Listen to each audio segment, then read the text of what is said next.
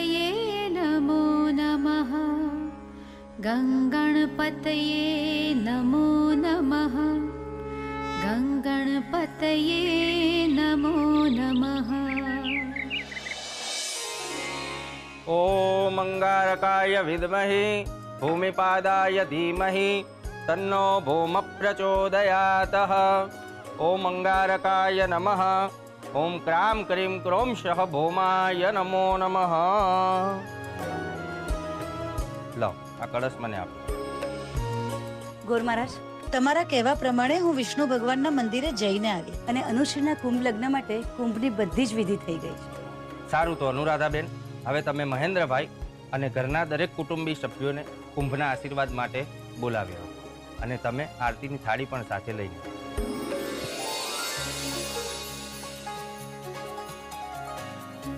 મમ્મીજી પ્રસાદ. કરિશ્મા, ગોર મહારાજને આપી દઈશ. હા. અને આરતીની થાળી? નુપુર એની તૈયારી કરે છે. ભલે.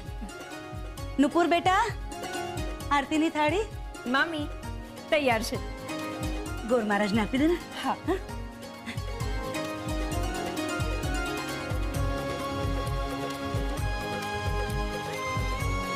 મહેન્દ્ર, ગોર મહારાજ બોલાવે છે કળશના આશીર્વાદ લેવા માટે. પાછા કળશના આશીર્વાદ પણ લેવાના. આવું બધું આડું અવડું ના બોલો, શ્રદ્ધાને તર્ક ન હોય. ઠીક છે, આવું છું. અરુણ બેટા, તું પણ જા. ચાલ બેટા. બીનાબેન, તિથિ, ચાલો કળશના આશીર્વાદ લેવા માટે. ભલે. રૂપા, કામ છોડી દે, તું પણ આ ઘરની જ સદસ્ય છે. ચાલ કળશના આશીર્વાદ લેવા.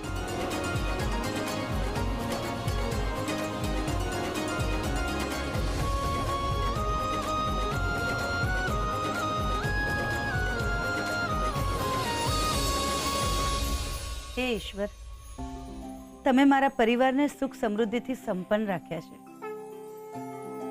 મારી રોજની પ્રાર્થના તો તમને ખબર જ છે. મારી અનુશ્રીને યોગ્ય વર મળી જાય, સુખરૂપ એના લગ્ન થઈ જાય અને એ એના સંસારમાં ખુશ રહે.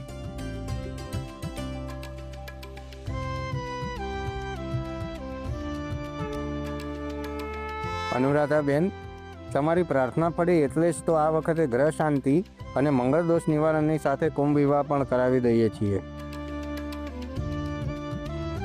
મેં આપેલા મુહૂર્ત પ્રમાણે જો યોગ્ય સમયે અનુશ્રીબેનના લગ્ન થઈ ગયા તો 7 જન્મ સુધી આ લગ્ન નહીં તૂટી શકે.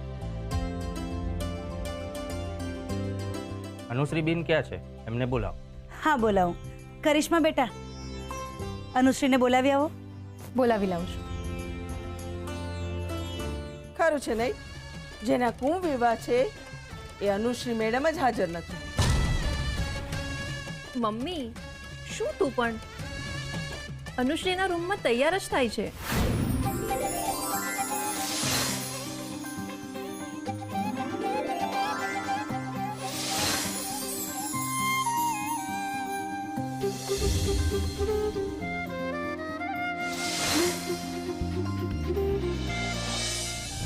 નુપુરદી, હા, એક વાત પૂછું?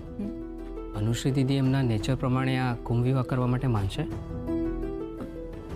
માનવું તો પડશે જ ને અરુણ. R sure?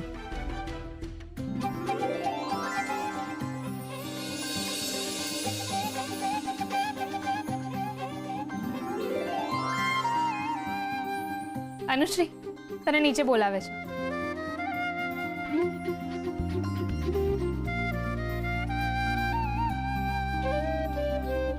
અનુ,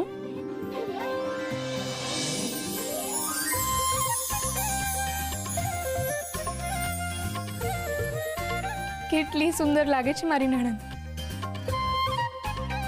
કોઈની નજર ના લાગે. શું ભાભી, તમે પણ આવા નજર વજરના સુપરસ્ટિશન્સમાં માનો છો? સો ridiculous. આપણું મન સારું હોય ને તો બધું જ સારું કહેવાય. મારે અત્યારે તારી સાથે કોઈ આર્ગ્યુમેન્ટ નથી કરી. તું હમણાં નીચે ચાલ, મમ્મીજી બોલાવે છે. ઓકે ઓકે, ચલો.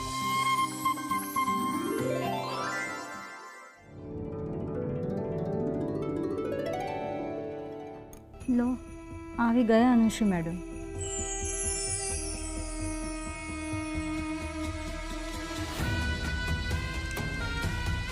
હશ, આવી તો ખરી. મને તો એમ કે એના ફોટા સાથે જ કુંભ વિવાહ થશે. ફોટા સાથે કુંભ વિવાહ?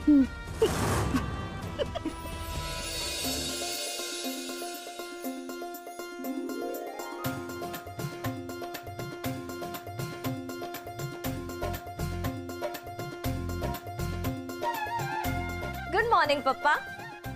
Good morning my princess.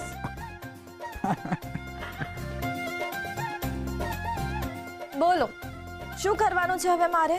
Anushree બેટા, તારે આ નાળા છેડી કુંભ સાથે બાંધવાની છે અને પછી કુંભને નદીમાં પધરાવા જવાનું છે. હું મોમ તું પણ મને આ બધામાં ઇન્વોલ્વ નહીં કર. મેં તને પહેલા પણ કહ્યું હતું. મેં પણ એ જ કહ્યું તારી મમ્મીને બેટા. પણ તારી મમ્મીના મનને સંતોષ થાય તો ને. અનુશ્રી, મારી વાત સાંભળ બેટા. મારા માટે આ કુંભ વિવાહ સંપન્ન થવા દે. બસ 5 જ મિનિટ લાગશે. જો બેટા, તારા ગ્રહ દોષ દૂર કરવા માટે અમે આ કુંભ સાથે તારા વિવાહ કરાવશું. કુંભ સાથે મેરેજ? ના ના, મારી પાસે આ બધું નહીં કરાવડાવ. અનુશ્રી, એક વાત સમજી લે. ઓલરેડી તારા 2 વાર લગ્ન તૂટી ચૂક્યા છે. માંડ આ બધું ગોઠવાયું છે. બાકી મારી ઈચ્છા બળવાન. બીના ફોઈ, જે થઈ ગયું એ થઈ ગયું અને આગળ જે થવાનું હશે એ જ થશે.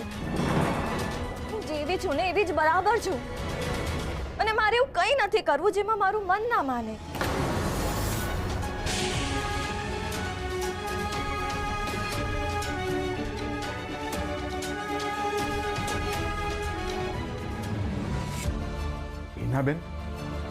ઈનાબેન, તમને તો બધી વાતની ખબર જ છે ને. તો પણ અનુશ્રી સામે આટલી કડવી વાત કરવાની શું જરૂર હતી? ભાઈ, હું ક્યારે કડવું બોલતી જ નથી. આ તો જે સાચું હતું એ કહ્યું. એમાં કઈ એમ નારાજ થઈને જવાની કોઈ જરૂર નહોતી. હા મમ્મી, હવે અનુશ્રીને કોણ મનાવશે?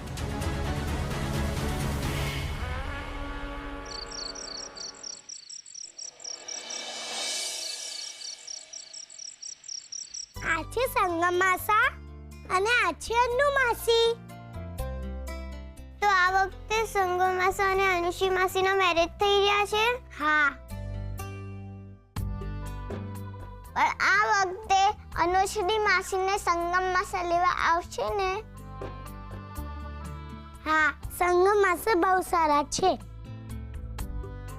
એ અન્નુ માસી સાથે આમ રાઉન્ડ ફરશે અને પછી અન્નુ માસીને પોતાના ઘરે લઈ જશે. લાસ્ટ ટાઈમ તો અનુશ્રી માસીને બધા એમ્બ્યુલન્સમાં હોસ્પિટલ લઈ ગયા હતા. આ તો કઈ બોલાય નહીં, પણ પહેલી વખતમાં તો જાન લીલા તોરણે પાછી ગઈ હતી અને બીજી વારમાં તો ચોરીમાં મૃત્યુના સમાચાર આવ્યા હતા. કોને ખબર કેવા નસીબ લઈને આવી છે. આ છોકરી ભારે મંગળની છે. આ શું કરો છો? આવી તો કોઈ ગેમ હોતી હશે. કોનો આઈડિયા છે આ? રાહીનો. રાહી, બુદ્ધિ નથી તારામાં? આ શું આવી ગેમ રમો છો? Stop it. સોરી, મારે નથી રમવું. રાહી, અહીંયા આવ.